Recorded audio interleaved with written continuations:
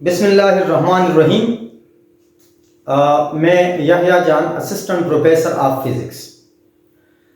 जैसे कि मैं हर बार लॉजिकल रीजनिंग का एक टेक्निक लेकर आता हूं, तो आज के वीडियो में आज मैंने जो लॉजिकल रीजनिंग का जो तीसरा हिस्सा है, जो तीसरा टाइप है, उसका नाम है एनालॉजीज। एनालॉजीज का मतलब है तशबीहात, मुशाबहत। ये तीसरा टेक्निक है लॉजिकल रीजनिंग का।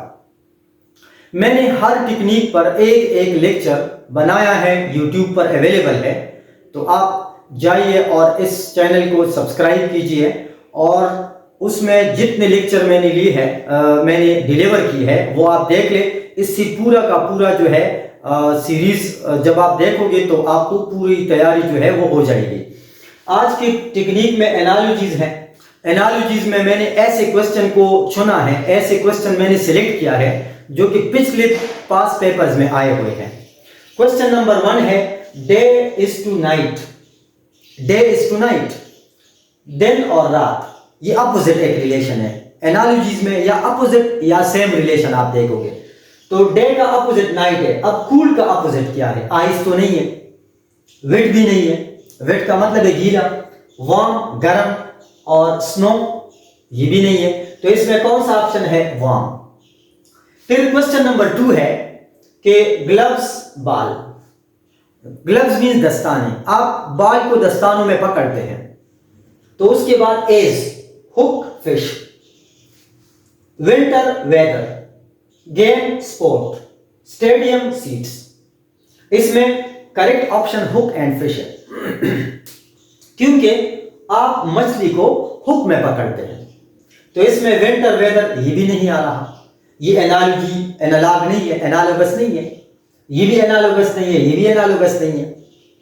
इसी तरह क्वेश्चन नंबर 3 में रेस फेटिज। रेस फेटिज यानी जब आप दौड़ते हैं तो फेटिज का मतलब है थकान, थकावट। जब आप दौड़ते हैं तो आप थक जाते हैं।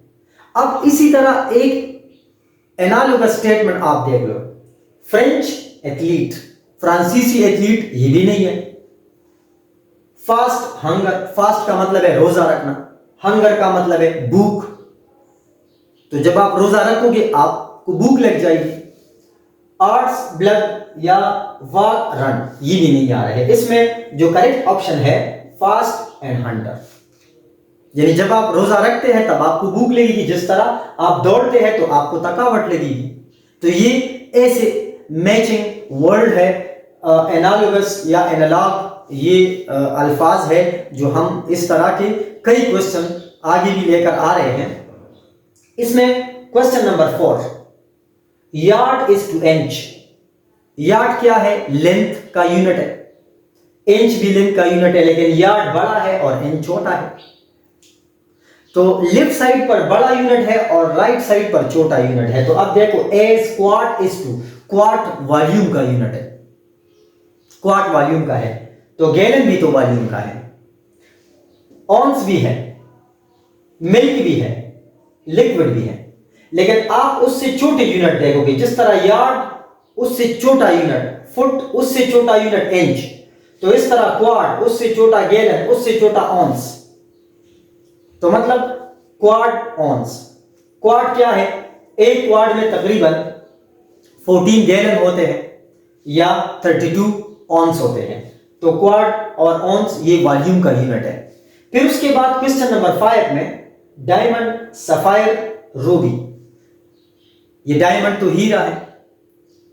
इस तरह ये काफी नीलम एक वो है, रूबी है, gold, silver, emerald and bronze. तो यहां पर diamond, sapphire and Ruby, 4 stone, gemstone, ये सबसे कीमती है। डायमंड से भी ज्यादा कीमती है। उसमें सारी गोल्ड से भी ज्यादा कीमती है।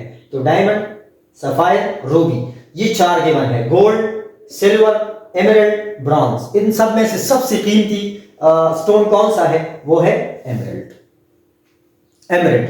तो ये मैंने 5 एमसीक्यूज जो बताए, ये ऑलरेडी बहुत रिपीटेड क्वेश्चन है और इस तरह के अब आगे जो आ रहे हैं वो भी मैंने पिछले पास पेपर से मैंने चुन चुन के जो है वो दिया है। और आज के लेक्चर में जो एनालॉजीज लेक्चर है, आज मैं इन तमाम चीज़ों को डिस्कस कर रहा हूँ।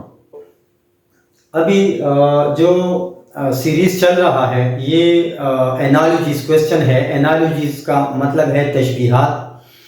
क्वेश्चन नंबर 6 में लिखा है मुस्लिम मास्क। मुसलमानों का जो इबादतगाह है ये मास्क है, मस्जिद है। तो सिखों का क्या है? वो गोल्डन टेम्पल है, यानी गोल्डन मंदिर है, ये भी नहीं है। मदीना है, ये भी नहीं है। फायर टेम्पल, आग का मंदिर, वो भी नहीं है। तो इसमें गुरुद्वारा है, ये गुरुद्वारा उसके इबादतगाह का नाम है। फिर उसके बाद क्वेश्चन नंबर 7 में पाकेट। केट का मतलब बिल्ली, बिल्ली का जो पंजा है उसको हम पा कहते हैं। तो हु किस जानवर का पंजा कहलाता है, मतलब कौन से जानवर के पंजे को हम हुप कहेंगे? ये हार्स है, घोड़े को, क्योंकि लायन, लेम और एलिफेंट का जो पंजा है उसके नाम डिफरेंट है। तो हुप इसका जो पंजा है उसका नाम है। फिर उसके बाद आई, क्वेश्चन नंबर 8 आई, मायूपिया। मायूपिया क्या चीज है?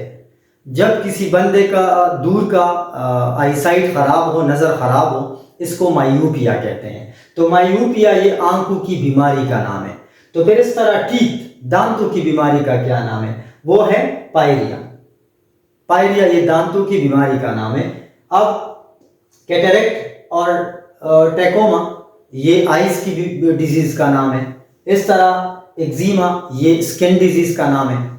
फिर इसी तरह ब्रीज, साइक्लोन। ब्रीज मीन्स हवा, साइक्लोन जब तूफान आता है, इस तरह हवा का एक झोंका आकर ऐसे घूमना शुरू करता है।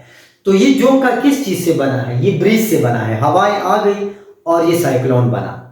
तो फिर कहता है कि ड्रिजल, ये ड्रिजल क्या है? बूंदाबांदी है। तेज बारिश को ड्रिजल कहते हैं, बूंदाबांदी। तो उसमें अर्थक्वेक, क्या बूंदाबांदी से अर्थक्वेक आता है? नहीं। स्टॉर्म आता है? नहीं, यानी तूफान। फ्लड आता है? सैलाब? नहीं।